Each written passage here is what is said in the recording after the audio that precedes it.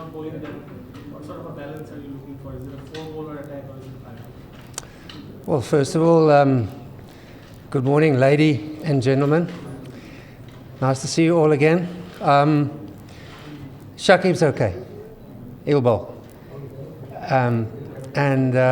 He was a little bit bruised and battered, obviously with a one-day game here. But he's gone through that, and he is first of all, he's available for selection, and he's available to bowl. So he's good to go. In that case, obviously, the question then, with him bowling, there's unlikely to be any changes. Any selectors here? I can't see. To be honest, if I'm sitting here and just talking out of the room a little bit, I think it'll be the same 3 spinners that we've seen, and obviously I think with the welcoming back of Taskin and then Khalid as well. So talking out the room. Sorry to the selectors, but that's probably what I can see happening. But the good news is that Shakib is good to go, and I think looking at the pitch out there, I think he'll very much come into play. You just said about the wicket. The wicket is going to be difficult for the pacers. So what will be your instructions today? I think if you always put yourself in that, and I always use the reference to how the England fast bowlers mindset playing in Pakistan and how they get themselves involved in the contest. So your job, even if you've got 3 spinners, your job is almost like you've got a bit of a free ride to be a bit more expansive as a quick. So you can bowl short and full for longer, or shall I say 4 overs, you come and you just put everything on the table. So I think that for me, the learning out of the last test, if you saw how Shiraz and Umesh Yadav bowled. They either went very short, very attacking. They had people out, catches in positions. The ball was slightly reversing. So as if you're bowling with a spinner, you know what you're going to get. You know what you're going to get. And so for me, I think the only change I would like to see is us be a little bit more attacking by using, because it's not easy ducking on pitches like this. And that's where your asset, if you've got a bit of pace about you, you can afford to be a little bit more expansive, a little bit more aggressive. Taskin obviously coming after this layoff, so is it full ready to go? Taskin is good. Yeah, he's good to go. He wanted to play in the last test match, but I think he was very much short of a gallop in terms of rhythm. And so the build-up in that test match last week was crucial for him. So he finished off yesterday's work, and he's good to go. He's absolutely looking forward to the contest. Is there any chance to finish the game by win? We want to win, yes. There's nothing like, it doesn't matter where you play India in South Africa or you play India in India. You put that in your highest order of achievements, where you want to beat a team like that home or away, because of what they bring, the quality that they bring. And I think that we know that 150 in the last test match didn't cut it for us. And you're not going to win many test matches getting 150 in your first innings. So I think we've spoken long and hard about the values of our partnerships. And that we need to be much more resilient in those partnerships when we get them going. And I think in the second innings we showed that. So yes, we desperately want to win. A lot of people, including myself, want to go for Christmas, or shall I say, a delayed Christmas by having a win under the belt. Yes.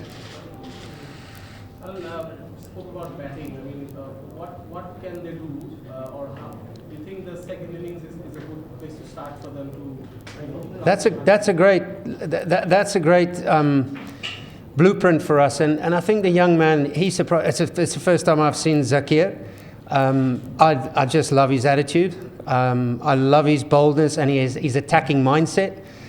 He's come to play, and he showed that he can take on the very best bowlers that they've got. And he's been a terrific, shall I say, breath of fresh air. He's come in.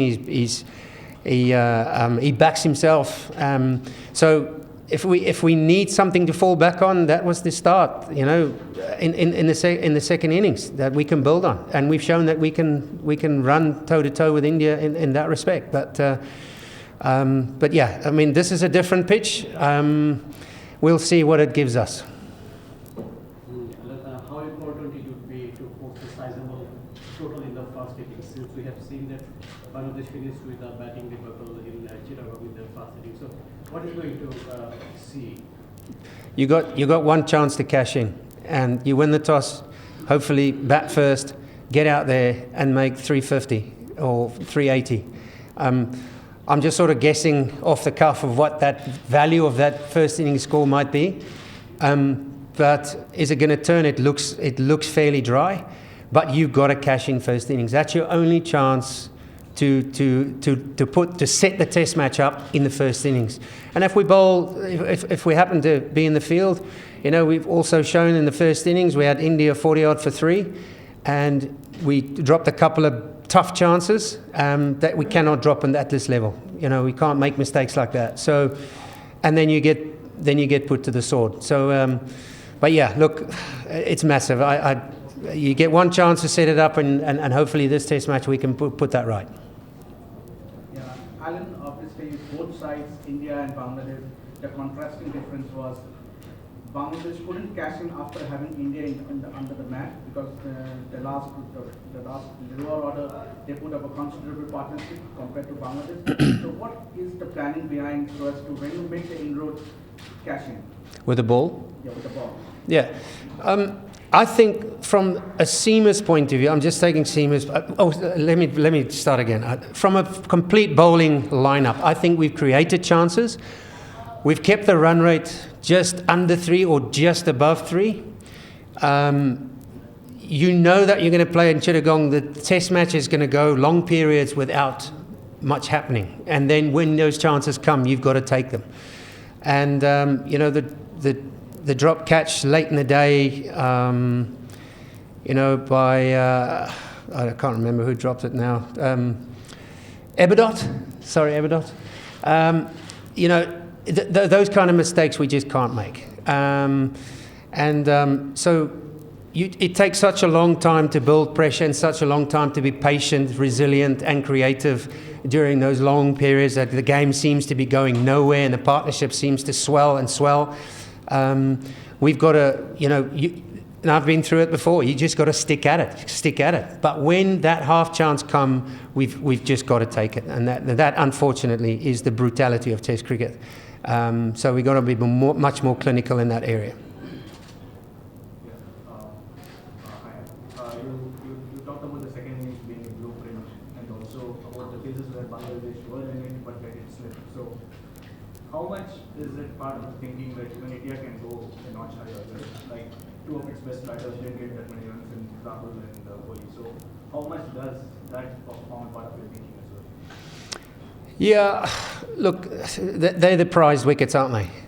And it's like bowling to Tendulkar, and you know when that man walks the crease, the value of getting it right is absolutely paramount. And so when the great Virat Kohli steps up and you miss a chance against him, you're going to suffer, because they don't give many chances after that. So I thought we've been very good against him. I thought we've been very good against KL. And, you know, I think you just feel the presence when these people walk to a crease. It's like bowling to Lara. You know that all of a sudden the temperature in the building just goes up and up. So for me, nothing changes tomorrow. I know that Virat's hungry. He's hungry, and he wants to prove that he wants to leave this Test series with 100 under his belt. So I thought we've done very well against them so far, and hopefully that will continue from tomorrow onwards. Allan, my question is not related to this match. In Chittagong, we have seen that you have talked with the net bowlers for a long time. Do you find anyone there who can go long run? Well, we have the high performance group in Chittagong. I specifically asked for them because I wanted to see what youngsters Bangladesh have got. I was particularly impressed with Mushfiq. He's a big, strong, very athletic young man. There's a couple, and Rabid can help me out here, but there's a couple more tall young lads that I was... Ashik, yeah, that I was very impressed with. So I think the key from now on in is to have those kids more involved with our chats, more involved with our dressing room discussion about our test match philosophy, our one-day philosophy, how we think, how I think as a bowling coach, a fast bowling coach. So I really think it was cool to have them around, and especially the spinners as well. It was cool to have them around. Do you have any wish to work with them in off days? Yeah, like I said, they were going to be here with us today and yesterday, but they're also playing. So we didn't want to take them out of their playing environment. They were keen to play, but I think the initial contact for me was crucial. So, but it was. I think it was really nice, and my biggest vision here now for Bangladesh as a fast bowling coach is to expand the group, and to be in a position where we can rotate players at will, and and not be scared to pick a young Shafiq or a Mushfiq, or So that's the goal. Okay, last two questions. Allan, Little was seen doing some keeping drills yesterday. So is there any possibility Little will be standing behind the wicket? I think I'm not sure. I must admit. I think that he is also, everyone wants to keep sharp. Everyone wants to stay with it in case he has to keep. I saw him. I was right behind him yesterday with the gloves. So I think it's just the professional that he is. He's just getting ready if something does happen, and so does Mushi. So the answer to that, no. I don't know if he's going to keep, but you'll see tomorrow morning. Last question. Khalid obviously played a few test matches now, but he's something. It looks like he remains a bit on and off. Sometimes he's a bit fiery and spot on. Sometimes he's a bit wayward. He always goes that first ball down the leg side. So what's your observation actually? What is he lacking and what do you expect from him? How many tests has he played? 5, 6, 7. So he's still learning. He's going to make mistakes, and I like people making mistakes. So it's like me being left alone when I was young, tearaway all over the show, skin and bone alone, and that is Khalid. But I keep my positive reinforcement with him is that the way he bowls is his unpredictability. That's actually his strength. So he can bowl an absolute Jaffa, and he can bowl the next ball down the leg side and get caught down the leg side. So, but the fact that Khalid has got a proper engine on him, and he's a big, strong boy, and wants to learn, ask questions every single day, that I cannot fault, and that's what I want to see from this group, is that the moment I came in here was for me to take the shackles off the shoulders and be free and enjoy and take on and be aggressive. So, and that if Khalid gets first ball down the leg side, he gets Kohli caught down the leg side, that's a Jaffa in my book. So, so yeah, look, I'm not worried about Khalid. Khalid is just a great kid who wants to learn and wants to be successful.